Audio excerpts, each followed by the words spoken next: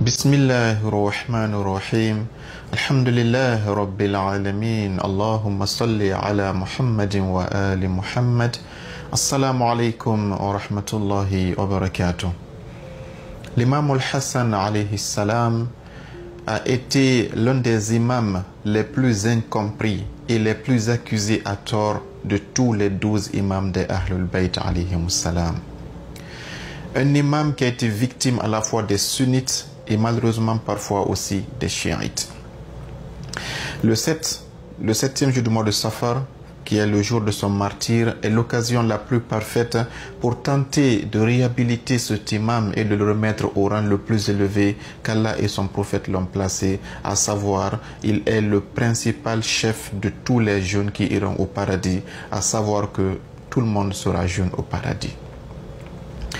Les sunnites disent que l'imam al-Hassan a accordé de la légitimité à Muawiyah.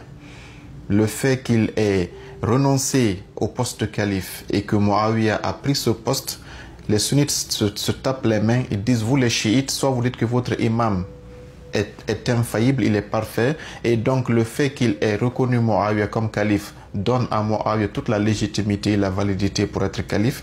Soit vous dites que non, le fait que l'imam ait donné à Muawiyah le califat, c'est une erreur et donc votre imam n'est plus infaillible. Quant aux chiites, ils ont qualifié l'imam al-Hassan alayhi salam de quelqu'un de peureux, de quelqu'un qui est faible. Je ne parle pas de tous les chiites, mais les courants là ont existé et quelques traces continuent encore à cliquer dans la tête de certains d'entre eux. C'est pour cette raison qu'on essaiera aussi de brosser un peu cette partie. Malheureusement, comme toujours, on écoute tous les commentateurs, mais on n'écoute pas le principal concerné. L'imam al-Hassan alayhi salam, de son vivant, il a répondu à tous ses détracteurs et sa réponse est dans tous les livres chiites. Malheureusement, peu d'entre nous vont les chercher là-bas pour les exposer à la face du public. Regardez cette image derrière moi, on commence par cette parenthèse. L'imam al-Hassan a été accusé à tort de son vivant. Même après sa mort, il est le seul imam dont le cercueil fut attaqué par des flèches.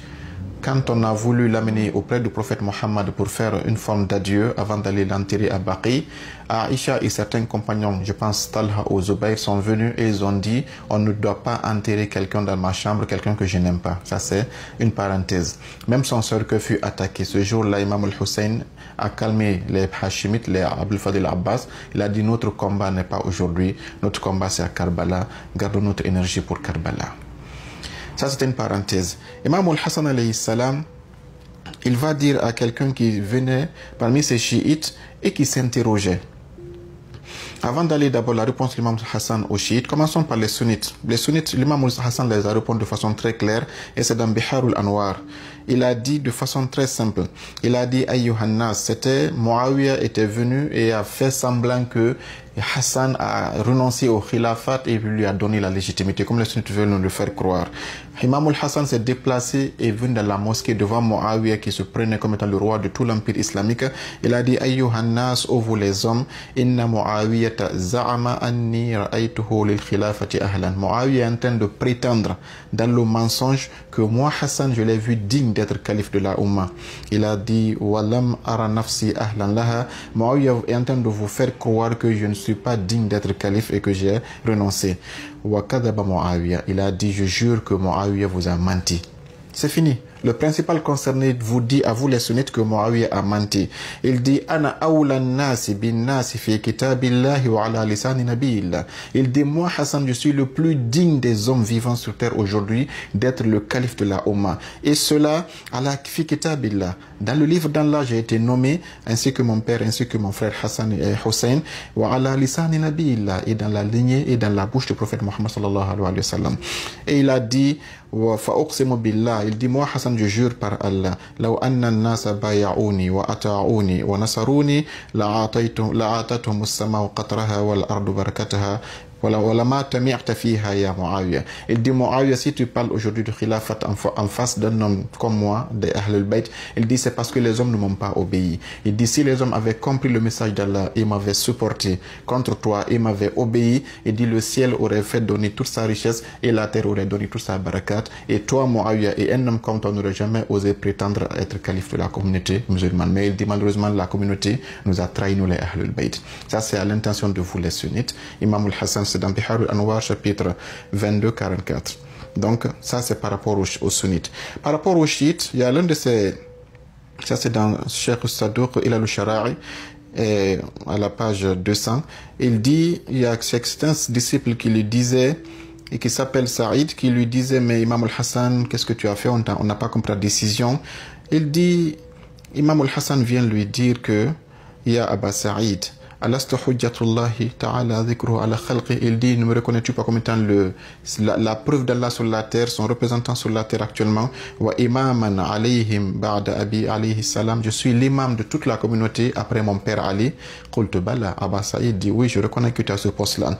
Qala alastu alladhi qala Rasulullah sallallahu alayhi wa alihi wa sallam li wa li akhi al-Hassan wal-Hussein imaman qama aw qada. Il dit, reconnais-tu que le prophète avait dit que Hassan et Hussein sont deux imams de ma communauté, qu'ils se lèvent pour être imam ou qu'ils s'asseyent en renonçant à l'imama? Il dit, qala bala. Qala fa ana idhan imamun law qumtu wa ana imamun idha qa'atu. Donc accepte au Saïd, ça c'est pour le chiite qui lui posait la question, que je suis un imam, que je me lève pour conquérir l'imama, ou que j'accepte de rester et enseigner de façon docile. Ya Aba Saïd, et là il donne la raison principale.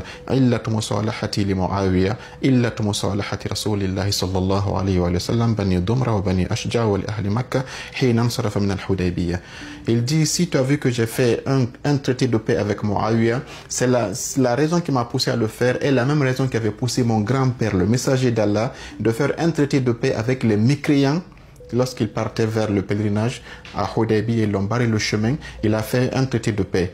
Les gens ont pensé que le prophète était faible. Il y a même Omar ce jour-là qui a dit, Mohammed, je ne crois plus en toi. Il a douté de la prophétie de Mohammed, comme les sunnites le font avec Imam al-Hassan aujourd'hui.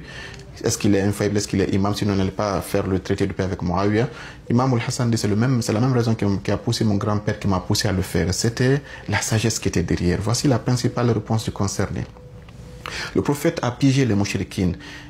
Aller faire le pèlerinage et revenir on n'avait aucun avantage pour les musulmans. Mais avec le traité de paix que le prophète a eu à décrocher avec les mécréants, il a eu 10 ans durant lesquels il a propagé l'islam dans la tranquillité, sans aucun djihad, sans aucun dérangement, malgré que le traité fut après violé par les mécréants. Mais les premières années, il a envoyé des lettres aux rois de toute l'humanité, les rois de l'empire byzantin, l'empire romain, j'allais dire l'empire perse, l'Égypte, tous les grands empires, les grandes nations de l'époque. Le prophète a envoyé des émissaires et il a propagé l'islam suite à ce traité. Imam al-Hassan dit, moi aussi mon traité a un piège que Muawiya n'a pas vu. C'était pour avoir les 20 ans que je vais expliquer dans la première vidéo, pour aller enseigner l'islam originel et réhabiliter tous les mensonges que Muawiya et son clan et les premiers califes avaient déformés de la religion musulmane. Mais Muawiya ne voyait pas ça.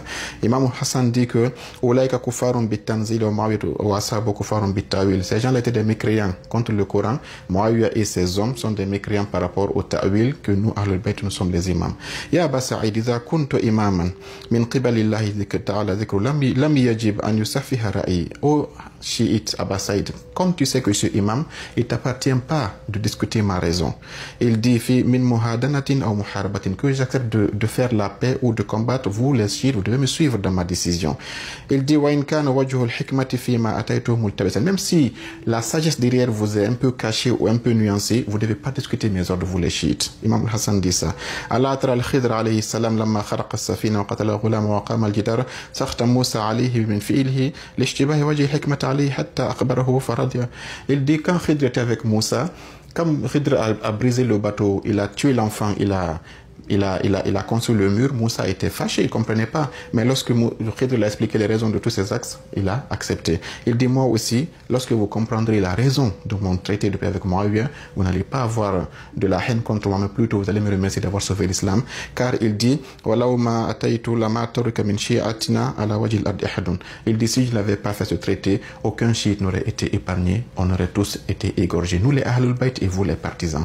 Il dit, voilà un peu la sagesse qui m'a poussé à le faire. Imam al-Hassan alayhi salam, c'est l'imam qui a permis à Karbala d'être ce que Karbala sera, parce que c'est grâce à ces 20 ans de temps qu'il a pu décrocher que les hadiths du prophète ont été réécrits, le tafsir a été réhabilité, l'imam Ali n'a plus été considéré comme un mécréant, et tout l'islam a été sauvé grâce à ces 20 ans que l'imam Hassan a pu décrocher, comme son grand-père avait décroché 10 ans de paix durant lesquels l'islam a été propagé dans l'humanité tout entière. Ce 7 Safar, c'est la date du décès de l'imam al-Hassan alayhi salam.